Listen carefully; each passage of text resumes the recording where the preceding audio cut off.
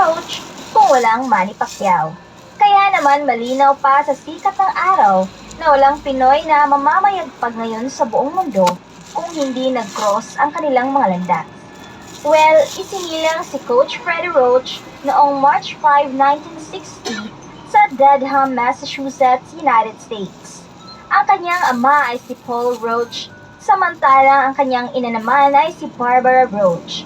At dahil isang boksingero ang ama ni Freddie Roach, ay bata pa lamang sila ng mga kapatid niya na si Joey Roach at Pepper Roach ay tinuruan na sila ng boxing upang sumunod ito sa yapak ng kanilang ama.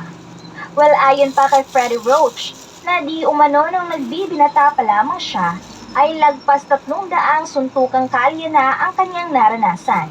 Kaya naman napagtanto nito na sa halip na makipagbasagan sa kalye, ay gagamitin niya na lang ang lakas niya sa ibabaw ng ring.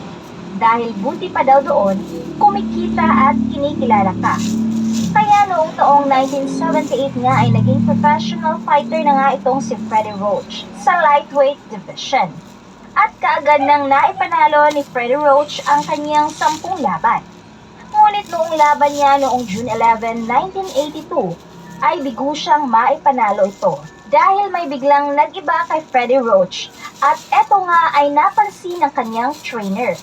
At nung pinatingnan na nga sa doktor itong si Freddie Roach ay dito nila napag-alaman na meron na pala itong Parkinson's disease.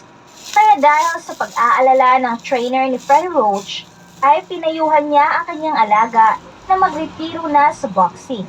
Dahil mapapahamak lang siya pag ipinagpatuloy niya pa ang pakikipaglaban.